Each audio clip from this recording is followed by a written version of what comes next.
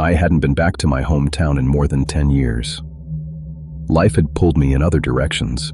College, jobs in different cities, relationships that came and went. But after the last one ended and the noise of the city started to feel like too much, I decided it was time to start over somewhere quieter.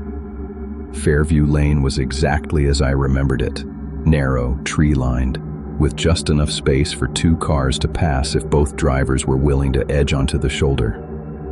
The houses were modest and well kept, the kind of place where neighbors still nodded at each other from across their lawns.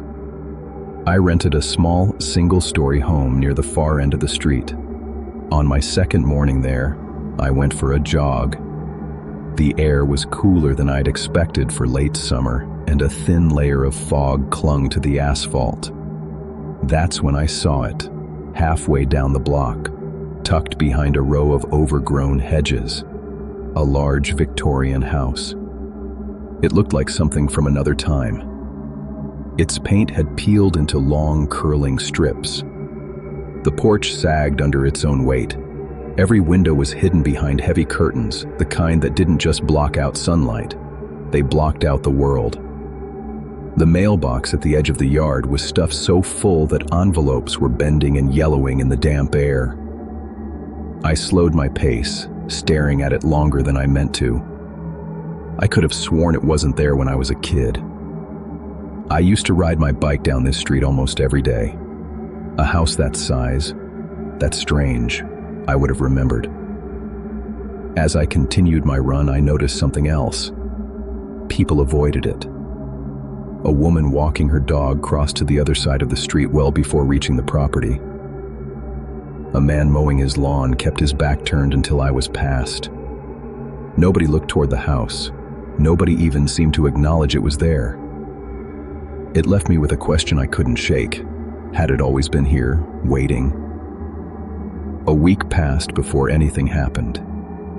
By then, I'd settled into a routine, morning jogs, coffee at the small cafe on Main Street, working from my home office until evening. Fairview Lane was quiet at night, almost unnervingly so. It was a Thursday when I took my trash out just after 11. The streetlights cast long shadows across the road, and the only sound was the faint hum of crickets. As I wheeled the bin to the curb, my eyes drifted toward the Victorian house. For a moment, it looked exactly as it always did, dark, still, lifeless. But then, a flicker.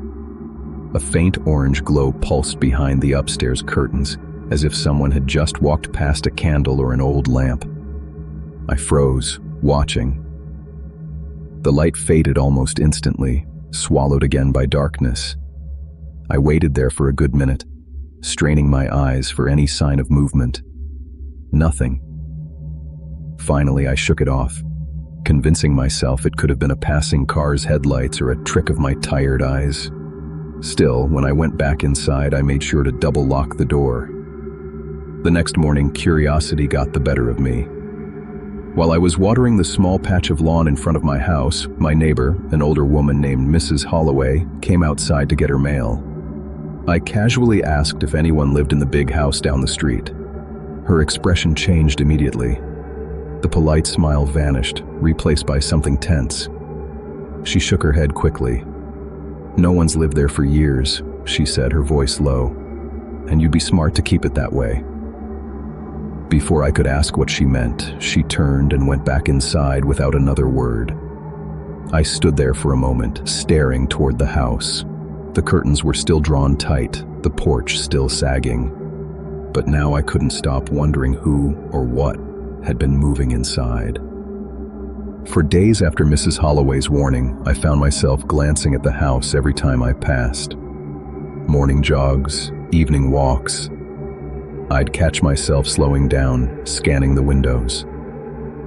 Most of the time, nothing changed. But the thought of that faint light still nagged at me. It was a Sunday night when my curiosity finally got the better of me. I'd been watching TV, but couldn't focus.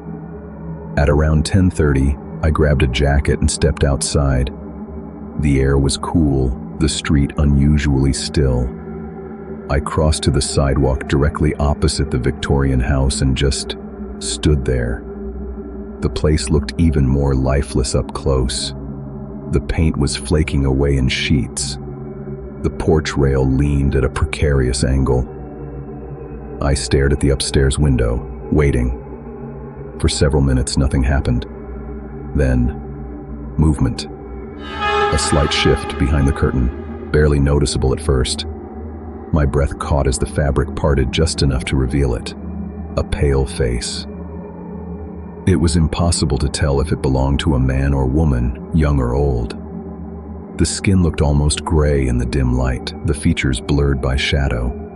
But the eyes, they were fixed on me, unblinking. I don't know how long we stared at each other. It felt like minutes, but could have been seconds. My pulse hammered in my ears. I wanted to look away, to walk back home, but something in that stillness rooted me in place. Finally, I turned, forcing myself to walk briskly toward my own house. I didn't run. I didn't want to give whoever it was the satisfaction. But as I reached my porch and unlocked the door, I made the mistake of glancing back. The face was still there, watching. 2 days passed before I saw any sign of movement again. I'd started telling myself that maybe it was all in my head, maybe I'd imagined that face. But on Wednesday afternoon, as I walked home from the store, I noticed something different. The front door of the Victorian house was open. Not wide, but just enough that I could see the darkness inside. I stopped on the sidewalk, staring at it. A rational person would have kept walking. I knew that. But before I realized what I was doing, I had stepped off the curb and onto the cracked path leading to the porch. The wooden steps groaned under my weight. I pushed the door open a little farther and called out, "Hello?" My voice sounded too loud in the stillness. No answer. The air inside was heavy and stale, like it had been trapped for decades. The living room looked frozen in time. Dust-coated furniture, a floral couch with springs pushing through the fabric, a cold fireplace with soot still clinging to the bricks. I moved deeper into the house. In the kitchen, a chipped mug sat in the sink. Upstairs, I found something stranger, a thin mattress on the floor, its blanket rumpled. Next to it, a candle burned low in a glass jar, the wax still warm. My pulse quickened. Someone had been here, maybe still was. Then I saw the notebook. It lay open on the floor beside the mattress, pages filled with rough sketches. My stomach tightened as I flipped through them. Every drawing was of the street outside, my neighbors' houses, passing cars, people walking dogs, and then me, jogging, bringing in groceries, sitting at my desk by the front window. Page after page, my face stared back in pencil lines, captured from a distance. That was when I realized they'd been watching me from the start. I barely slept that night. Every creak of my house made me flinch. I kept my blinds shut, but it didn't stop the feeling that eyes were still on me. By morning, I'd almost convinced myself to call the police, but I didn't have to. Just after noon, the sound of sirens cut through the quiet. I stepped outside to see 2 police cars parked in front of the Victorian house. Officers moved quickly up the porch, disappearing inside. Minutes later, they emerged with a man in handcuffs. He was older, maybe in his 60s, with unkempt gray hair and clothes that looked like they hadn't been washed in weeks. His eyes darted back and forth, avoiding the small group of neighbors that had gathered at a distance.